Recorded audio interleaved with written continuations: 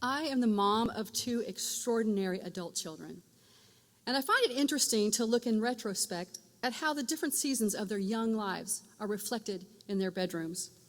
A blank canvas to express who they are. My oldest, my daughter, she came out of the womb with an opinion. She wanted to make all the decisions. No, please, was her frequent polite objection.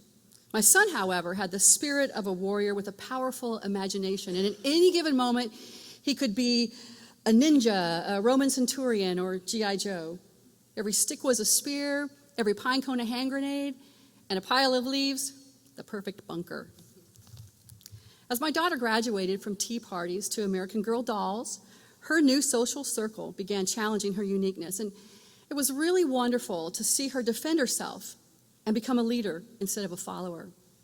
Her lime green room, frog collection, and walls decorated with her own masterpieces, they screamed loudly in contrast to the pink pottery barn bedrooms of her friends. Meanwhile, my son was on a rootin' tootin' time of his own, with his walls decorated with red bandanas, circles of rope, and his curtains hung from tree branches. He fell asleep each night out on the range with his head full of adventure, and he learned what it was like to stand his ground, to defend his friend, and you don't always get to be in command. And then there was middle school, with extracurricular activities, pop music, and of course boys.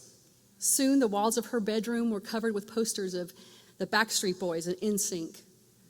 We built her a loft bed with plenty of room for sleepovers and late night secrets, all under the glow of paper lanterns hung from the ceiling. It was about this time that our son discovered the skateboard, and I tell you, I had no idea how this culture would permeate his middle school years or my bank account. The pants, the hair, the shoes, and the vocabulary, words like grind and curb cut. There was drop in, drop down, and drop out. His room became the workshop of skateboards, and on his walls hung the sketches of board designs. Soon the carpets began to show the telltale signs of spilled soft drinks and Dorito orange smears. Add to all this, hair flips and girls.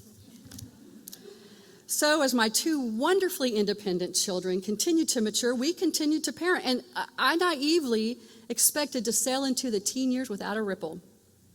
But something happened to our parent brains. We were no longer the smartest ones in the house. We no longer knew what was best for them or what was appropriate attire in public.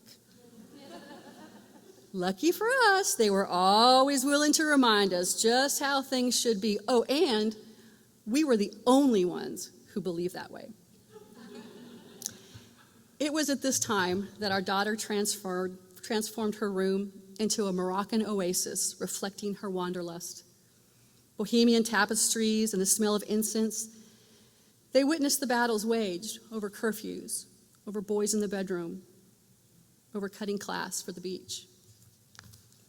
Our son, he returned to the life of a warrior and the rigors of military academy. A Marine Corps flag hung proudly next to the Call of Duty poster over his regulation-made bed.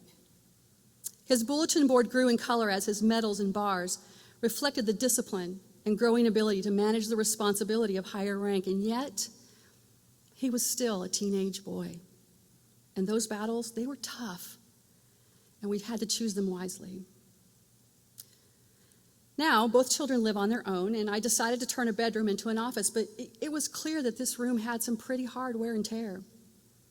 I stood there, staring at the bare walls and seeing for the first time, really, the holes from posters hung, treasures secured, remnants of logo stickers promising gnarly waves. I saw the vestiges of innocence. But there were scars on those walls also. A patch left from an angry teenage fist. Ghostly bleed-through of a dark, rebellious pink color. These walls, they told a story. Tears streamed down my cheeks, and I recounted every door slammed, every harsh word spoken, every secret sin. But I also remembered every fort made, every giggle overheard, and every late night talk. You see, the transitions those rooms made told the story of their lives, their dreams and disappointments, friendships affirmed, and hearts broken. I am now no longer the curator of their bedrooms nor their lives. They have their own place now, but I delight in being the tourist, enjoying the gallery that continues to reflect the wonderful and unique people they are, two extraordinary adult children.